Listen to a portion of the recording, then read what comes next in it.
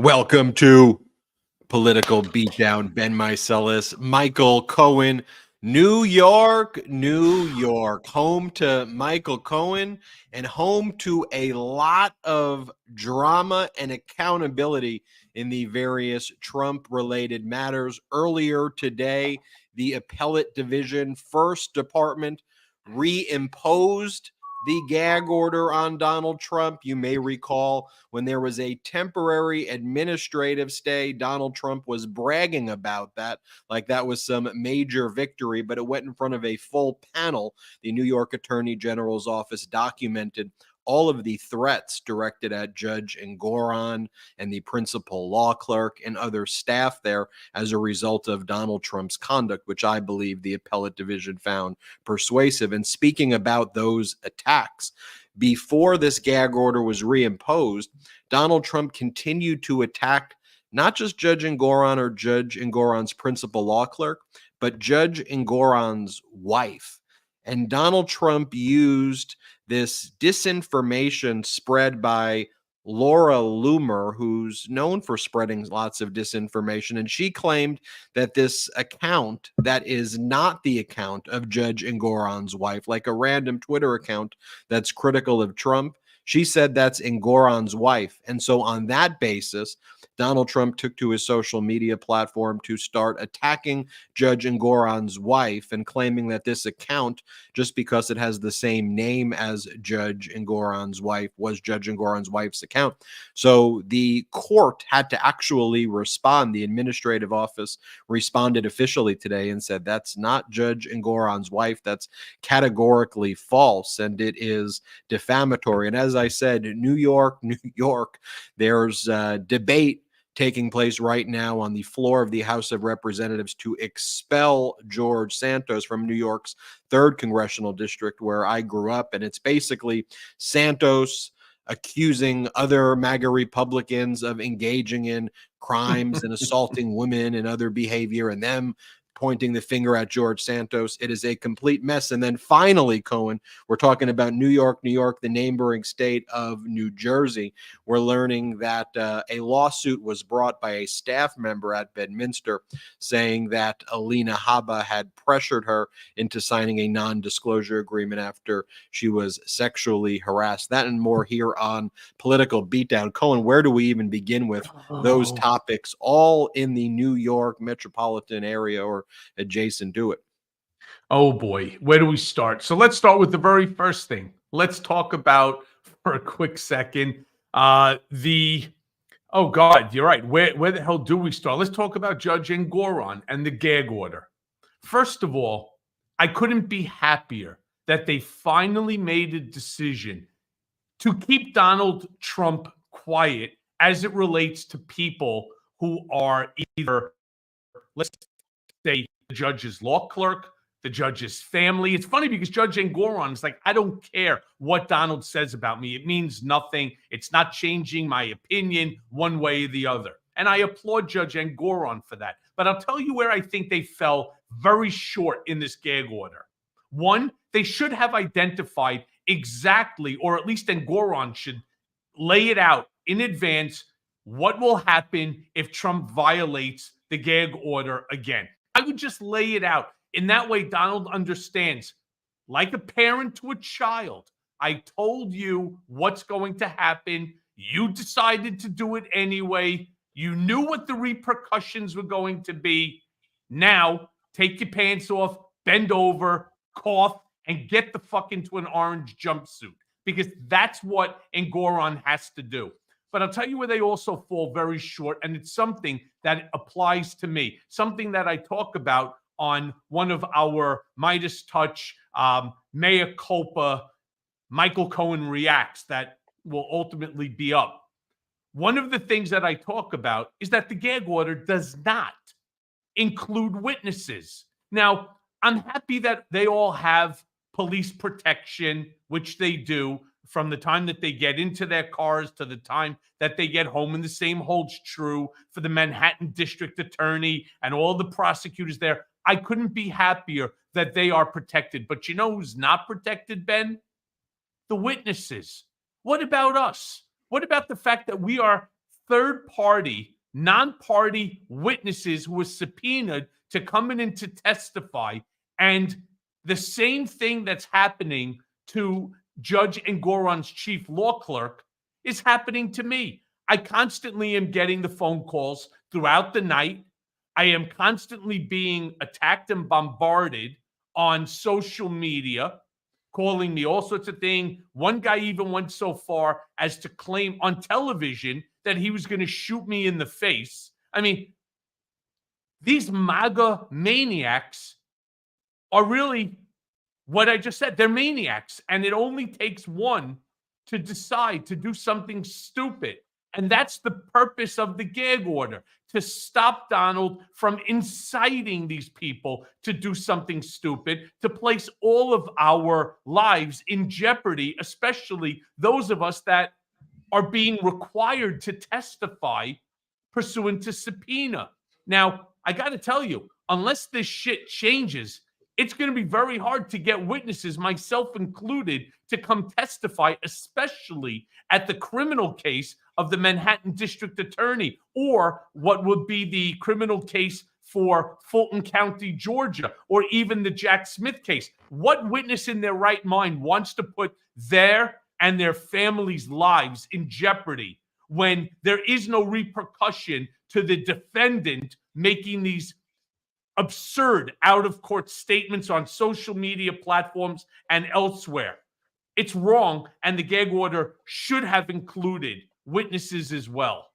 Well, if you want specific evidence about how Donald Trump's threats actually intimidate witnesses, look at January 6th. Ultimately, Pence decided that he was going to show up, but now we know through some breaking news stories that Pence's notes reflected that he was not going to show up. And he said, well, I don't want to offend my friend, he said. And I think it was Pence's son who had to basically yell at his dad and say, no, you need to show up there. You need to do what your constitutional responsibility was. But Pence's initial instinct was spinelessness. If you want to look at Kevin McCarthy, for example, and just look at all these MAGA Republicans on the House, what's their reaction to Donald Trump's threats and intimidation? It works against the people who Donald Trump wants it to work against. And where there's resistance to it, where people stand up and have courage. Take Nancy Pelosi as an example. What happens to her? Her husband almost got killed by a MAGA maniac. And then when that happened, what did Donald Trump do and continues to do? He goes out in public and makes jokes about it and says, oh, it looks like she should have needed to build a bigger wall. I guess walls work. And then he implies also says that he's gonna pardon him if he wins. And could you imagine? And he implies that the assailant, the convicted attacker for attempted murder, was engaged in a homosexual relationship with Nancy Pelosi's husband. It's what Donald Trump spreads, that defamatory disinformation. Let's just pull up the court order so everybody can see it. The panel for the appellate division did not include actually that judge who granted the temporary administrative stay, but you see the justices there, and it just says a petition having been filed with this court on November 15, 2023, seeking to annul and vacate pursuant to the local law. Orders of the Supreme Court entered on or about October 20th and on or about October 26th, constituting summary findings of contempt against Donald Trump. A gag order of the same court and justice entered on the record on or about October 3rd, 2023, and so ordered on or about October 26, 2023, and a supplemental limited gag order of the same court and justice entered on or about November 3rd, 2023, and the petitioners having moved to stay enforcement of the aforesaid gag order and supplemental limited gag order pending hearing and determination of the instant petition.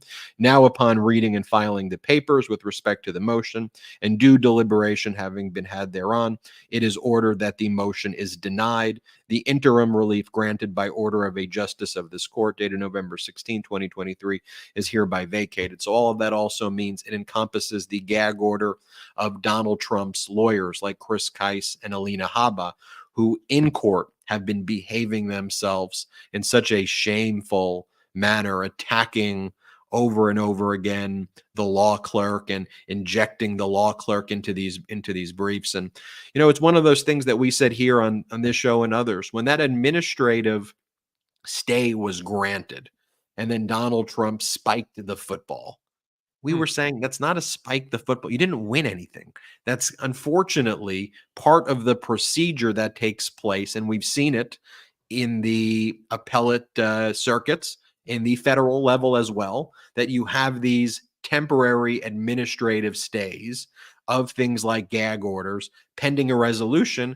Because again, and we've talked about this before, our system had been based on these social contracts and good faith that Donald Trump just throws away. And the moment there's these temporary stays, what does he do? He goes right away and just posts all day like a maniac, attacks on the judge's law clerk. And now I want to pull this up. But there's actually even more that you didn't even bring up. Going back to New York, there was a series of motions. I didn't even know about it. I got a phone call yesterday from a slew of journalists that somewhere along the line, there's a bunch of motions being back and forth and salty. If you could look it up, Daily Beast came out, Jose Pagliari, who is he's a journalist, but he really belongs in London with the tabloids. Everything gets sort of overblown, and the way that he writes, you're not even really sure. And they entitled it "The Name That Shall Not Be Spoken," Michael Cohen. And it's crazy what they were doing. So they redacted my name, and it has to do with the Manhattan District Attorney's case. And the lawyers on behalf of Trump are going crazy, even though you know who they're talking about. There's Donald Trump's ex-lawyer fixer blacked it out. They want my name put out there front and center. And why? Because again, this is a way that they could continue to promote this animus. They could continue to promote these attacks by their people without Donald, again, as the mob boss, coming out and specifically and directly making a certain statement. I want you to attack Michael Cohen. That's not what he's about. That's not what he's going to do, because he knows that there would be ramifications to that. So instead, they push these other type of issues. What the hell? I mean, these type of articles, again, they start to incite these, again, MAGA maniacs with the 3 teeth and the 4 brain cells that are like, oh yeah, God damn it, Michael Cohen's he's a bad guy and Donald hates him and I gotta hate him too. And then they start, with their bullshit, and then you get the phone calls, the social media posts and so on, all about death and murder and raping and rat and this and that. They are the most, as who was it, that Hillary Clinton? They're fucking deplorable. They're just despicable, deplorable people. And the worst is, much of it is not even, first of all, it's not even important. It is about me and about the fact that the Manhattan District Attorney wants to have my name. The judge intelligently is redacting my name for obvious reasons. Donald wants the name unredacted for obvious reasons as well. I also just want to share with our brigaders here today something that has not been reported yet. So once again, you will be first to know. I filed late last night a third request for the termination of my supervised release. I have 1 year left. Oh, there you go. 1 year left. Thank you, David Schwartz, Gotham Government Relations. Great guy, friend of mine for a long time. Incredible lawyer. Went ahead, we sent it in. This one is a little different because not only do I have even more cooperation to put on there, which should give me the ability to terminate this nonsensical supervised release. I paid the restitution before I was even sentenced. I mean, again, if you've read my book, Revenge, if you've read Disloyal, you will understand exactly what was going on here with the weaponization of the Justice Department. All I needed to do was breathe, and they were going to arrest me and incarcerate me and so on, because that's what Donald Trump wanted. So I filed that yesterday. We're going to wait to see what the judge decides in this case. There's 3 specific cases from the Second Circuit, the appellate court here in New York, that 2 of them had 5-year supervised release that they were let off after 2 years. Both of them were involved in the distribution and sale of cocaine. The third one is a guy who, like myself, had taxes, even though, as you've read in Revenge, I never tax evaded. At worst, it was a tax omission, not a tax evasion. But this guy tax evaded, 3 years incarceration, 3 years supervised release. They let him off after 2 years, and he wasn't even finished with restitution. Or if he was, it's the same as me. So I am hopeful. Fingers crossed, everybody. Judge Furman does the right thing this time. That government, Southern District of New York, doesn't oppose it and fight me on the fake bullshit grounds that they did the last time. So we'll see with that. Also had a great conversation with Danya Perry, my lawyer. We are continuing to really drill down on the lawsuit against Donald for the malicious prosecution, the one that he did with that $500 million lawsuit against me. It's all about accountability. This guy doesn't understand that for every action, as they say in physics, there's an equal and opposite reaction. Nobody has ever slapped this guy back. Certainly not as hard as I have. No one has ever slapped this son of a bitch back. And that's exactly what we need to do. We need to ensure that if he's going to continue to file these malicious prosecutions, if he's going to continue to file these frivolous cases, there has to be repercussions, because there are repercussions to the person that he's suing, no matter how frivolous. I don't care what anyone says, no matter how frivolous the lawsuit is. And no matter whether you believe that you should win or not, you're being sued for $500 million by a former president of the United States. All right.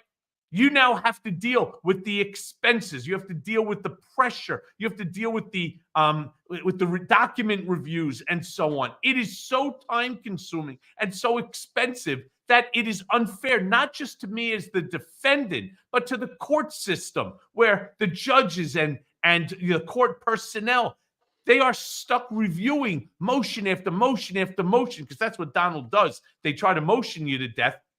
All for what? So that before being forced to be deposed, he ends up dismissing the case? Come on. It's absolutely unfair. And if this was Europe, if this was England, he'd be responsible to pay my legal fees and the court's financial costs. Not here in America. And that's why I say he needs to be held accountable. So lots going on in the world of Michael Cohen. A lot going on in New York, where I don't want to lose sight. It's a hell of a town. I don't want to lose sight of this, that he is going from attacking the judge, the attorney general, the principal law clerk, and the judge's wife. And we see him very frequently, especially in the various criminal cases we've been covering here. He attacks the family members. He attacks the wife. I saw a post recently that I'm not even going to share, where he attacked Judge Engoron's son. And we can't normalize this behavior. I mean, it is so outrageous in a civilized society for this to take place. And it's just so sad that there's a constituency out there that loves that embraces it. And it's been embraced as a political party, and it's taken over what it means to be Republican today, as the MAGA Republican Party. I mean, just look at some of these posts. Like, this is a civil fraud case. This one isn't even a criminal case. Donald Trump's being sued for money, okay, for fraudulent financial valuations, which for Donald Trump, in his own mind, is probably worse than being taken to court, being a criminal defendant in a case. But these are the types of messages that he's posting. He goes, Judge Engoron's Trump-hating wife together with his very disturbed and angry law clerk. It should be noted, he's just attacking women here, and that's part of Donald Trump's MO, have taken over control of the New York State witch hunt trial aimed at me. Just want you to think about this. You have a leading candidate for the Republican presidential nomination posting publicly, repeatedly, that he is being sued in New York, he's saying, because of a conspiracy between a judge's wife and a principal law clerk of the judge, who, based on this post, Donald Trump says, concocted a plan to attack Trump and Trump's family. And then, as support for that premise, he posts someone named Laura Loomer, who is posting an account with no basis in fact or reality of someone who just happens to have the same name as Judge Engoron's wife. And now Donald Trump saying this is the proof that he has. And the court administrative staff had to respond and say, that's not Judge Engoron's wife. She doesn't have a Twitter account. She doesn't post about Donald Trump. These are not her posts. By the way, for all these MAGA Republicans who claim to be First Amendment purists, they sure like to go after people who criticize them. But this is not even the wife's X or Twitter account.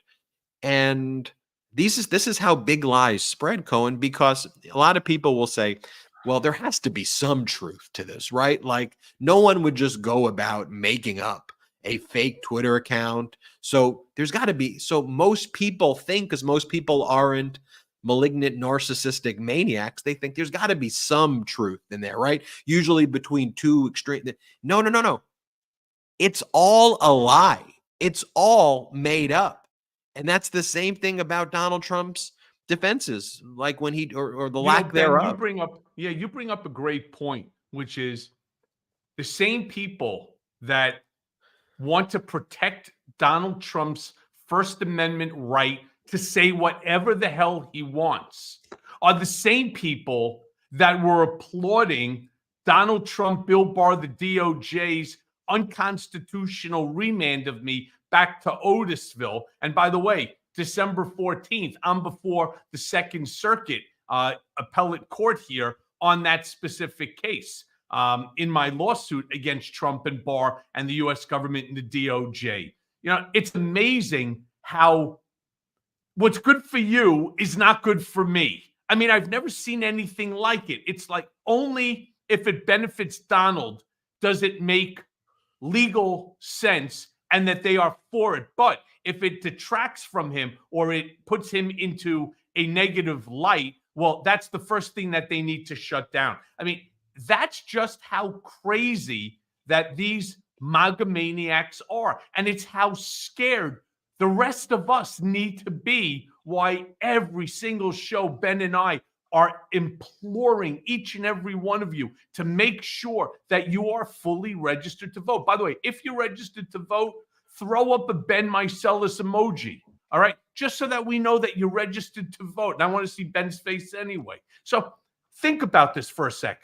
If you are not registered to vote, the first thing you should do after this show, the first thing is to go on to the site and register yourself, and then ask your spouse or your children who are of age, your neighbors, your coworkers, your friends, hey, by the way, are you registered to vote? Here's how easy it is, and tell them what needs to be done. And that way, come November for the election, it's all over. It's all over. The blue tidal wave will just completely immerse this red puddle, and we can get rid of it, where we can get rid of all of these MAGA maniacs. We can get rid of this far right wing of the GOP. You know, we can get rid of the people like Matt Gaetz's who end up standing up there for George Santos. Oh, who cares whether or not, Yeah, he got Botox. And who cares if he went on to OnlyFans? Really? He was using campaign money.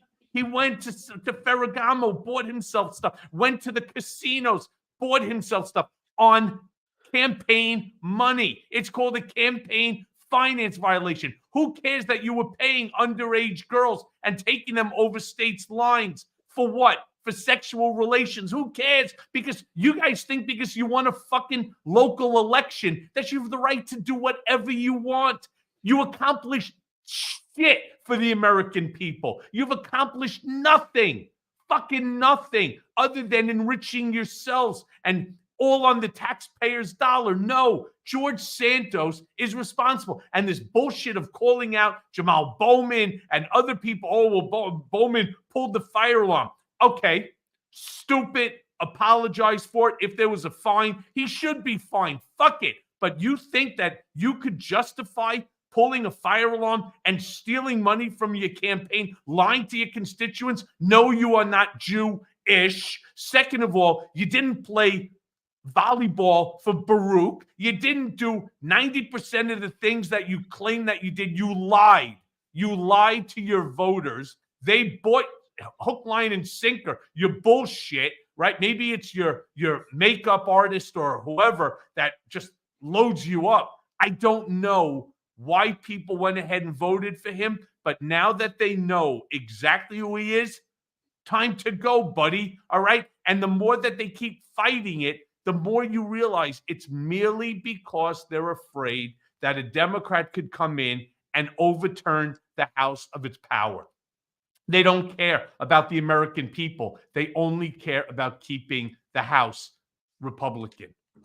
You know, there's an ethics investigation into Matt Gaetz. Matt Gaetz denies the allegations against him. Ultimately, the Department of Justice did not pursue the prosecution of Matt Gaetz. And because Matt Gaetz most likely will not be convicted of any crime, what Gaetz was arguing is, unless you are convicted, if you're found to be responsible in ethics investigations, that's not enough. But just think about that position in and of itself, because there's an ethics investigation into Gaetz for his conduct. I want to go and show some of those clips in just a moment in the George Santos expulsion debate, because it's quite something. But I want to show you two more posts by Donald Trump. I mean, there's dozens of posts where Donald Trump is attacking Judge Engoron's wife, Judge Engoron's son. How horrific can you be? But I want to show you two others quickly, Cohen. Speaking about the First Amendment, here Donald Trump says that very bad things will happen to MSNBC, which he calls MSDNC. And this is just the language of pure fascism. He goes, MSNBC, MSDNC uses free government-approved airways, and yet it is nothing but a 24-hour hit job on Donald J. Trump and the Republican Party for purposes of election interference. Brian Roberts, its chairman and CEO, is a slimeball who has been able to get away with these constant attacks for years. It is the world's biggest political contribution to the radical left Democrats who, by the way, are destroying our country. Our so-called government should come down hard on them and make them pay for their illegal political activity. Much more to come. Watch. That is a threat against a media entity. And so, Cohen, when you say they're coming after all media, they're telling you what they're going to do, unless it's state-run media for Donald Trump. If you're any type of media, if you're the Midas Touch Network, if you're MSNBC, if you're Salon, CNN, CNN, ABC, whatever NBC, anybody who doesn't kiss his ass and pat him on the back and tell him how wonderful he is. You know, Ben, how many times on our Political Beatdown or any of the other Midas Touch Network shows have I turned around and said, I've already gone to prison for an unconstitutional remand, proven by District Court Judge Alvin K. Hellerstein, who called it exactly what it was, retaliatory by Trump and Barr, the DOJ. How many times have I said my biggest fear is that he's going to do it to you? He's already done it to me. My hope is that he never does it to anyone else ever again. And I can't tell you the number of people that say, sometimes you say things that's so hyperbolic that, we love you. You create all these great ratings for us. I said, I'm not looking to create ratings for you. I think you have a very wrong impression of why I say the things that I say. I say the things that I say because I know him better than you. I know him better than anyone because I sat next to him for a decade plus, and I understand. I understand him and what he wants and what he's looking to do. So when I tell you, don't listen to me, don't listen to Ben, don't listen to MSNBC, CNN, Fox, don't listen to ABC, NBC, CBS, PBS, don't listen to anyone. Listen to Donald himself. Ben doesn't need to read you the statement again. He is telling you that he is going to go after any station. That means anyone. It's not just any station. He's using MSNBC as an example, but he will go after anyone that he gets angry with because that person or those people are critical of him. Who else does shit like that? Well, Kim Jong-un, that's for sure. Oh, how about Vladimir Putin with state-run television or state-run news called Pravda, which in Russian means truth? It's not true. It's his truth. It's their fabricated truth that they want you to believe. And so Donald is telling you himself, what's he going to do? He's going to go after MSNBC. He's going to hold them accountable, legally accountable, because it's government airwaves and whatever, however he figures that they will create, which it's not his right. He's also told you what else? He's going to rewrite the Constitution. He also told you he's going to confer all power to the executive branch. He is going to destroy, to terminate the tripartite system of government. I repeat this over and over and over. Sometimes I almost hate the fact that I have to repeat it over and over, but we have so many new people joining and watching us today, on Political Beatdown. I need to say it again to inform you, to advise you, to give you the necessary verbal tools when you are speaking to a Trump supporter, to a Republican who is mesmerized by Trump's bullshit. These are the things that you need to come back and say, whoa. It's not MSNBC. It's not CNN. It's not ABC, NBC, or anybody else that said they are going to rewrite the Constitution right after I'm sworn in. It is Donald who said it himself. It is Donald who said he's going to go after his political enemies. He's going to be vengeance. I mean, could you imagine that this is a man who is leading the Republican Party to be potentially the next president of the United States of America? What more does he have to say to convince you that he is absolutely 100% unfit to be president of the United States, especially in light of all the stuff that's going on? And yet he's still polling higher than anyone else in the GOP. So I want to show you, we showed you already that he attacked the judge. He attacked the judge's wife. He attacked the judge's son. He attacked all the media and says, watch what will happen if he comes into power. When we come back, I want to show you he attacks the Affordable Care Act. And then he also attacks the Adult Survivors Act, which allows victims of sexual assault a 1-year look-back period to bring a claim if their statute of limitations expired against their assailant, against their assaulter, their abuser.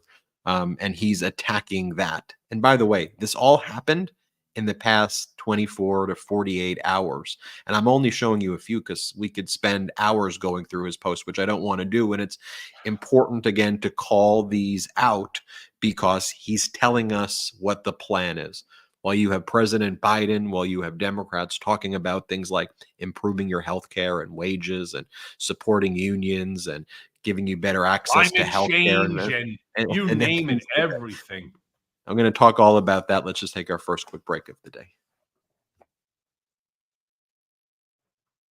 Heart health and staying healthy, especially when you have a family that you want to be able to spend as much time with as possible, is so important. We could all benefit from heart healthy energy. One of the best ways to get some by supporting your blood pressure and circulation. Super Beets Heart Chews are an easy and convenient way to support healthy blood pressure. They're plant-based and stimulant-free, so you get a green boost without the jitters. Paired with a healthy lifestyle, the antioxidants in Super Beets are clinically shown to be nearly 2 times more effective at promoting normal blood pressure than a healthy lifestyle alone. Super Beets Heart Chews are incredibly delicious and so much better than any alternative supplements out there. I take my Super Beet Heart Chews each morning, and it's really kickstarted my morning routine. After taking my Super Beets Heart Chews, I feel like I have more energy and I'm ready to take on the day. Super Beets is the #1 doctor, pharmacist, and cardiologist recommended beet brand for cardiovascular health support. It's blood pressure support you can trust. Super Beets Heart Chews supports healthy circulation, so you not only get blood pressure support, you also get productive, heart-healthy energy without the crash. Double your potential with Super Beets Heart Chews. Get a free 30-day supply of Super Beets Heart Chews and a free full-size bag of turmeric chews valued at $25 by going to beatdownbeats.com. Get this exclusive offer only at beatdownbeats.com, spelled BEATDOWN BEETS.com. Lomi is the only appliance that prevents food waste from stinking up your kitchen and polluting the planet. Now that I've invested in a Lomi, it's changed the way I deal with my food waste. Lomi is the biggest innovation in the modern day kitchen since the dishwasher. Lomi has helped me turn my home into a climate solution. Now I can transform my organic waste into nutrient-rich Lomi earth that I can feed to my plants, lawn, or garden instead of sending it to the landfill. I can help the environment and make my life easier. In just 4 hours, Lomi transforms almost anything you eat into nutrient-rich plant food at the push of a button. It's smart, simple food recycling that fits my space perfectly. Cut the chore of doing the trash in half and eliminate bugs and odors in your kitchen. And here's the bonus. You get to feed your lawn and garden with an all-natural fertilizer that you just created out of your food scraps. All my food scraps, plant clippings, and even those leftovers I forgot in the back of the fridge can go back into my garden, helping me grow more nutritious food at home. I learned that food waste makes up a huge portion of our personal carbon footprint also. By reducing the amount of food I send to landfill, I'm helping to do my part for the planet. Whether you want to start making a positive environmental impact or just grow a beautiful garden, Lomi is perfect for you. Head to lomi.com/beat and use the promo code BEAT to get $50 off your Lomi. That's $50 off when you head to lomi.com/beat, BEAT, and use promo code BEAT at checkout. Thank you, Lomi, for sponsoring this episode. Welcome back to Beatdown. You got to see me and Cohen before that break just duke it out. That's what we do during the breaks. We just do that all the time. But thank you, everybody, for watching Political Beatdown. To all the new Beatdown brigaders, welcome to the show. I wanted to show you those 2 things, though, that I was talking about, Cohen, before we took the break. Donald Trump attacking the Affordable Care Act, Donald Trump attacking the Adult Survivors Act. I mean, could you imagine for a moment if President Biden made a single post attacking a law that provides a look back period to bring a lawsuit against someone who engages in sexual abuse where the statute of limitations expired? Could you imagine the power of your pen or the power of your keyboard in positions of leadership is so important. And this is what Trump is writing in addition to all those other things we talked about earlier. Just pull up this one where he goes, I hope that Mayor Eric Adams, Andrew Cuomo, and all of the others that got sued based on this ridiculous law where someone can be sued decades later. By the way, what he's saying is someone can be sued decades later for engaging in rape and sexual assault. And he goes, and with no proof, which is not the case because he was sued with lots of proof, will fight it on being totally unfair and unconstitutional. I got sued decades later. She has no idea when her made-up event took place. He says, by a woman I had no idea who she was. So further defaming E. Jean Carroll. Could you imagine how so? Okay, can I say something to you? Another issue that took place today, we found out. So back to New York. New York, it's a hell of a town. It turns out that the Trump Corporation transferred $40 million improperly into Donald's personal account, which violates the order that Barbara Jones, the special master, has to be kept informed of all of this, especially as this New York Attorney General case proceeds forward. That was one of the requirements. They did not. Now, 29 million of that 40, it's been proven, is going to pay taxes. And I find this incredible because you may remember 2016, 2017, Donald Trump paid a total of $1,500 in taxes. Now it's 29 million. All right. Just to give you an idea of how this guy plays the game. But 5 million of that went to an IOLTA account, an interest on a lawyer's trust account. And it is believed, and I believe it's been shown now, that 5 million is the 5 million that is to be used to pay E. Jean Carroll for the defamation case that she won a year ago. Okay. Now there is another case, a companion case that was brought by her attorney, Roberta Kaplan, where they're going after Trump for continuing to defame E. Jean Carroll on the same issue. In fact, it wasn't even 24 hours when Trump was on CNN, and I think it was with Caitlin Collins, and he spewed the same shit that he just lost the $5 million on. Okay? Because the guy's got a big brain and he's a genius.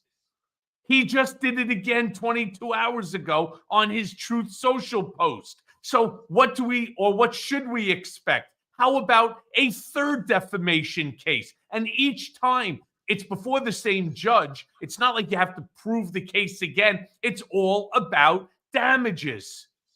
He's now going to get sued for a third time for continuing to defame the same person that he lost the first round to, that we know he's going to lose the second round to. And I think that case is coming up very, very soon, like I think maybe in January.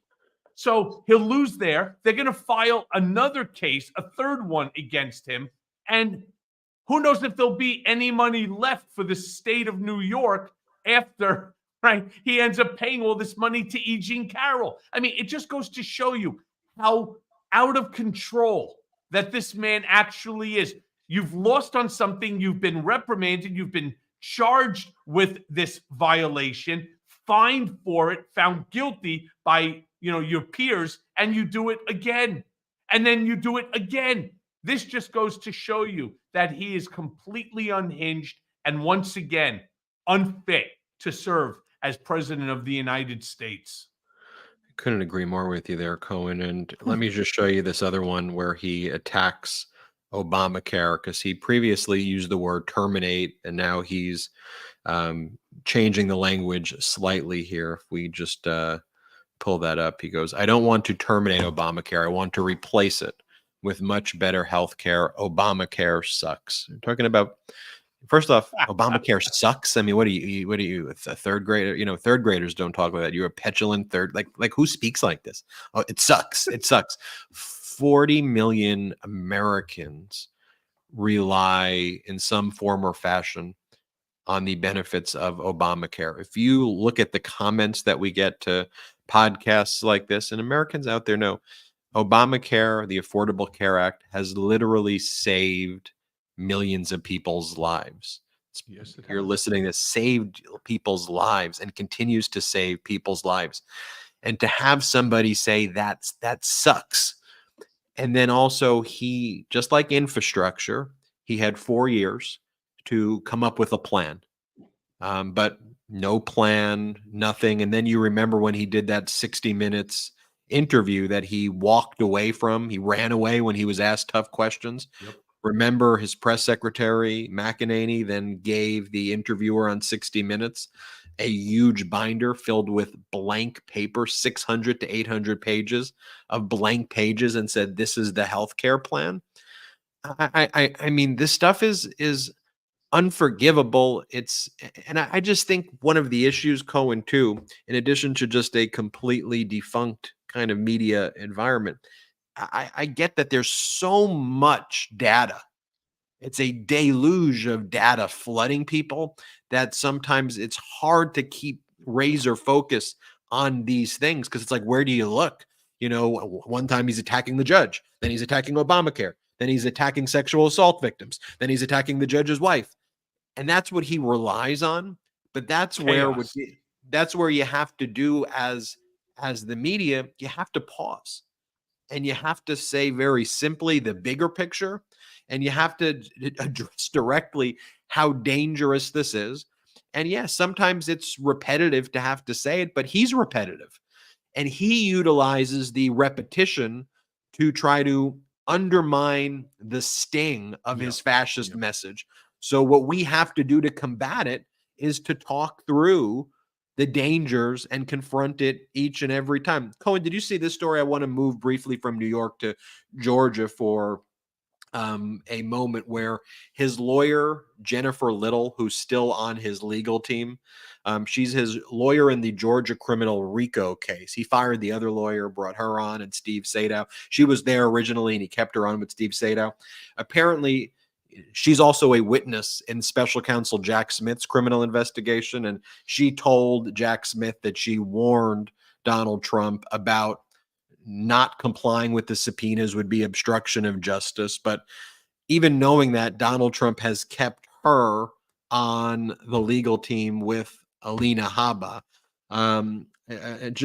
People don't know Jennifer Little. I'm not sure if we have the photo of Jennifer Little, the lawyer, and she does the selfies at Mar-a-Lago also, and and she's very much in that kind of Trump Mar-a-Lago world with Alina Habba, but she's a witness against Trump in special counsel Jack Smith case, and his lawyer in the Georgia criminal RICO case.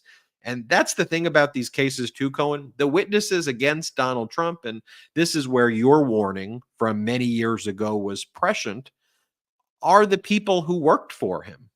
It's Mark Meadows. You want to say this is some liberal deep state thing? Mark Meadows started the Freedom Caucus. He's going to be the star witness in the Washington, D.C. case. Pence, your vice president, is he's supposed to be some liberal. Bill Barr, I think, will end up becoming a witness, but I won't get distracted talking about it. But these are people who worked for him who will be the witnesses against him. But I wanted to reflect on that story right there of Jennifer Little remaining the lawyer and testifying. But have you seen these expulsion You hearings? could rest assured that when Trump, Alina Habba, and Jennifer Little are in the same room talking, these two women are catfighting over Donald, and they're catfighting for Donald's attention. I've seen it happen before, and rest assured, that's what he likes. He's not even concentrating on potentially going to prison. He thinks he's going to walk in with, like, the way that he used to walk in from The Apprentice with, a bunch of Miss USA or Miss Universe girls, on his arm, coming off of his helicopter, and he's impressing the judge, right, with his lawyer's beauty. I mean, I don't understand what he's doing. None of them have any legitimate experience in the areas. Alina Habba has no experience when it comes to trial work, especially not serious trial work. So the fact that he has her, and she's out there front and center every time she opens her mouth, she puts him further into the hole. Every time she lets Donald open his mouth, he is implicating himself into a crime, or he's lying, or committing, perjury. I mean, this is the problem when you have Donald as a client. He doesn't care about the law. He doesn't care what anybody says. He's going for, he's a visual guy, so he's going for the visual aspect of it, that he somehow is catching the attention of his supporters. He really believes that he is going to win this election, that he is going to undo all of this damage that's being done to him right now. That's okay. Come after me for 200 million, 300 million, 900 million. By the way, Deutsche Bank, I think come December 31, they want their $900+ million loans all paid off based upon the bad boy clause. That'll be on top of how much Tish James ends up getting in terms of disgorgement. This is going to be a nightmare. But in his mind, he thinks he's going to win this election, and then he's going to do things to like Elon Musk. I mean, I don't understand what the fuck is going on with Elon Musk. To be honest with you, he's going all Kanye right now, and I don't get it. What's going to end up happening is he's going to go to somebody like Elon Musk, to the Zuckerbergs. He's going to go to the folks from Walmart or any of these other mega billionaires, put them all in a room and get them to sign over their wealth to him, or he's going to have them locked up in Guantanamo. That's what's going on in his head. He believes that he can do the same things that Vladimir Putin does. He could do the same things that Mohammed bin Salman did. He's a copycat, but he knows what he wants, and he thinks in his mind he's going to be able to get it. But here's the scariest part. And again, why I constantly say you must make sure that you're available and ready to vote blue come November. If he rewrites the Constitution and confers all power onto himself, I don't know how he'll do it, but Trump will try. And if somehow or another he succeeds, he will be able to do exactly what I'm saying. He will take every dollar from every one of these mega billionaires. Yeah, he'll leave them with $1 billion. That's because he's a kind guy. But the other 299 billion that Elon Musk has, nope. It's now been given to the Donald J. Trump Trust. Rest assured, that's what's going to happen. Mark my words on it. And you heard it right here on Political Beatdown. You know, they have all these names for it too, right? Like Project 2025, which tries to, you know, give some like elegant name for pure, unadulterated fascism. And they're just talking about it. You know, the Federalist Society, the kind of right-wing movement that got us this court of 6'3" extreme right-wingers realize is that court that they now got is out of line with where 65 to 70% of America is on most issues, whether it's guns, whether it's abortion, whether it's healthcare, climate, you name it. This right-wing Supreme Court's out of touch. So as these Federalist Society people have kind of continued to implement their plan, it's nothing short of authoritarianism, and they've utilized these various framings as ways to make it sound more palatable, right? First they were, you know, we're for states' rights and we're conservative and we're strict textualists and we're originalists and we're conservative, except we don't want to conserve our democracy. We're strict textualists, but whatever the language is. And then when you actually delve into it, you're okay, a strict textualist, but then when it comes to the Second Amendment, you don't want us to read the well-regulated part, your states' rights, but then you want national abortion bans. You claim to be conservative, but you don't want to conserve our Constitution. So you go through all of those issues like that, and you realize it's just a bunch of BS. What you want is unadulterated power and fascism. Now you got Project 2025. You have the Senate Democrats against all of this obstruction by the Republicans in the Senate, issuing or going to issue subpoenas to Leonard Leo, the head of the Federalist Society, or the co-chairman. And Leonard Leo has responded, and Harlan Crow as well. And Leonard Leo responded, I'm not going to show up. Like, who the hell are you? You're not going to show up? Right. I mean, because he thinks, and he did, he appointed basically a third of all of the Supreme Court justices right now, maybe even more, through the Federalist Society hub. And so he's like, I'm not showing up. I've made the court this way. And just think about the level of arrogance there, as the Supreme Court doesn't represent our views. And speaking about that arrogance, just look, Cohen, what's playing out on the floor of the House of Representatives right now. I want to show you two clips. First clip I want to show you is from Matt Gaetz defending George Santos and basically saying that the fact pattern, this is how he defends him, that the fact pattern of Santos is similar to another Republican, Duncan Hunter, who wasn't expelled. And therefore, this is just the way of life of Republicans. It's like, what are we doing? That's what they're saying on the floor. Here, watch this clip. It was a procedural double bind that shouldn't be held against Mr. Santos as some sort of adverse inference. Let's also talk about this precedent. The fact pattern as to Mr. Santos is remarkably similar to the fact pattern of former Representative Duncan Hunter. Duncan Hunter used campaign money on girlfriends and trips and home improvements and all sorts of personal lavishes. He was indicted for those crimes and continued to serve in Congress. He pled guilty to a number of those crimes and continued to serve in Congress. He was in Congress for like an additional pay period after having pled guilty to the very same things that Mr. Santos has been indicted for. So I want to show you one more, and then I want to get your reaction to both. This is Republican Max Miller first accusing Santos of the crimes that the Ethics Department committee has found that Santos engaged in. Then Santos goes after Republican Max Miller because there are allegations that Max Miller engaged in assault of a former acquaintance or lover. And so you have that going on here. Watch what takes place with the MAGA Republicans pointing fingers at each other here. Play this clip. I myself have been a victim of George Santos and as well as other members of Congress in terms of defrauding through public donations. I had received an ethics complaint from the FEC, which I had to spend tens of thousands to defend myself. You, sir, are a crook. I know I should direct my comments to the chair. I yield back. Gentleman's time has expired. Gentleman from New York, Mr. Santos is recognized. I'd like to move to have the gentleman from Ohio's words stricken from the record, please. Gentleman's request is not timely, but the chair will remind all members to direct their remarks to the chair and not to others. Gentleman's request is not timely, but I would remind members to direct their remarks to the chair. Gentleman is recognized. Mr. Speaker,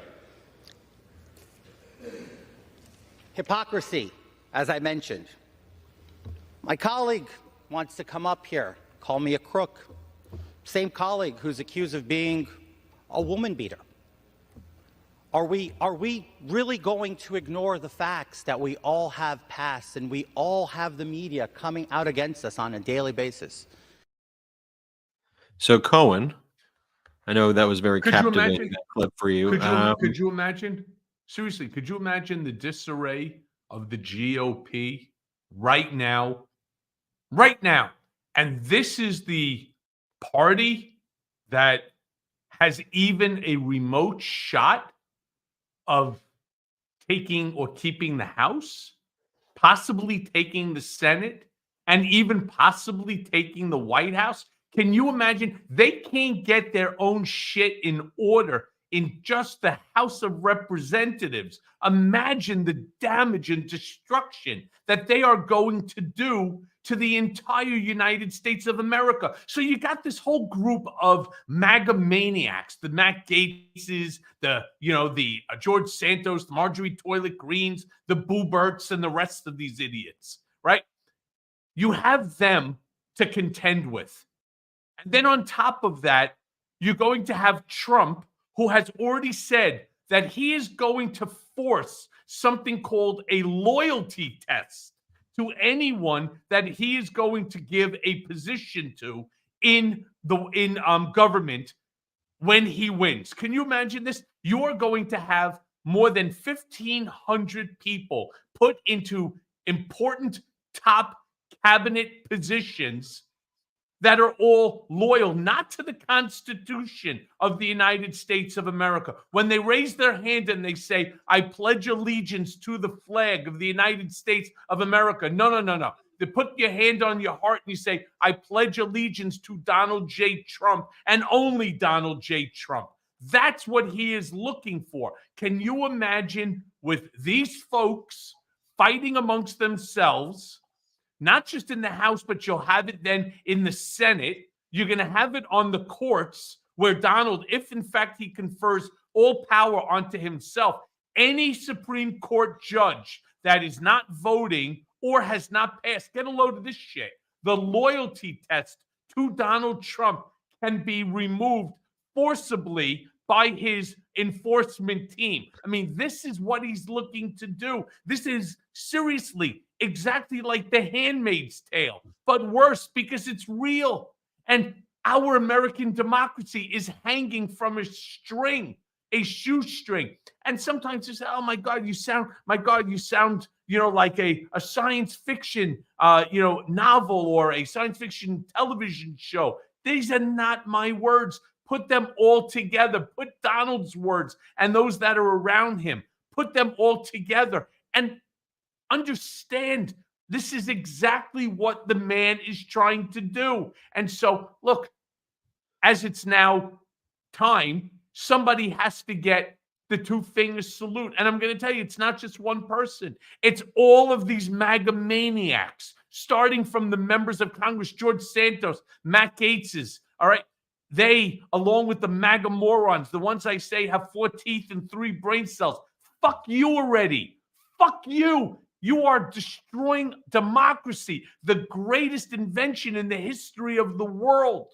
The world. And Elon Musk, for God's sakes, don't turn around and say to the advertisers, go fuck yourself. How about they're telling you to go fuck yourself? And don't say, I'm rich, I don't need your money. So far, you haven't done so well with Twitter. And by the way, it's a platform that you didn't create, you bought, and you've shitted it up, for God's sakes. You could do so much more, so much good, but instead you're getting fucking sucked right down into the toilet of Donald Trump's cult. It's time that you're supposed to be smarter than they are. So get out of the cult. Don't even listen to them. Go against the cult and stop the nonsense already so that there's a platform that can continue as opposed to falling apart financially and also with its users. No more bots, no more bullshit, no more misinformation, no more disinformation, no more malinformation campaigns from foreign sources.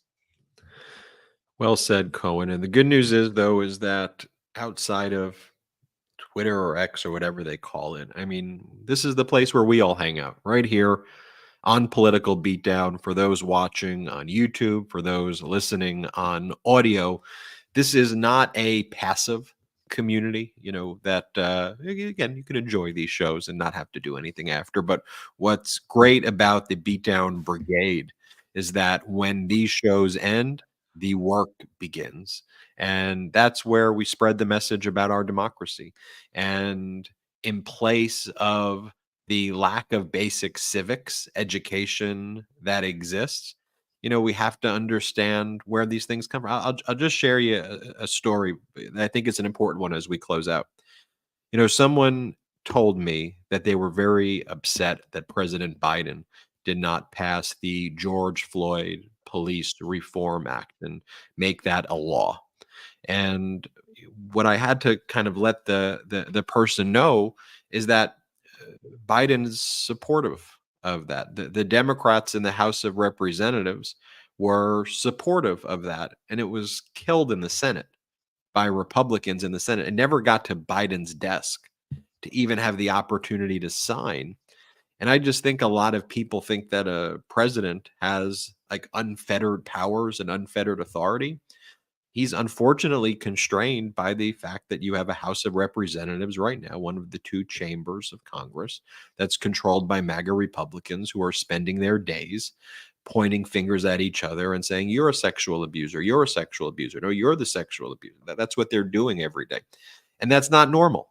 That's not just, oh, both sides has that going on. No.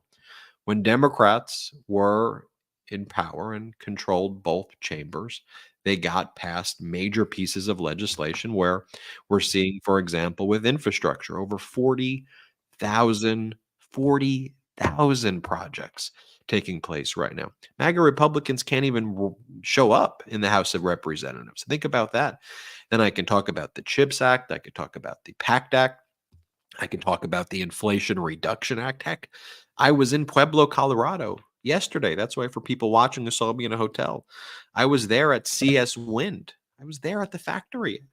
That it's the biggest wind turbine factory in the world in Pueblo, Colorado, in Lauren Boebert's district. She opposed the legislation that brought massive amounts of jobs to the economy of her congressional district.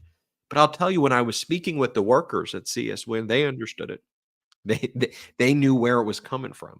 And I think that it's important that we all share that knowledge, share these stories, and make sure that in the absence of good civics education, that we here in the Beatdown Brigade spread the truth, spread the news, share what you learned here. We appreciate you so much. I'm Ben Meiselas, joined by Michael Cohen.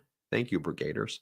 We're going to do our after show now. Let's also, hey, before we split, can I just turn around and say, December 9th, if you happen to be in New York, tri-state area, City Winery, I'm going to be doing my Mea Culpa live. If you're in the city, December 9th, 2 p.m., check out citywinery.com. Short of that, Patreon.com/political beatdown. We will be doing our after show right now. We don't have outside investors here, so that's one of the ways to support the growth of this platform. patreon.com/political beatdown. Thank you so much for watching. Shout out to the Midas Mighty.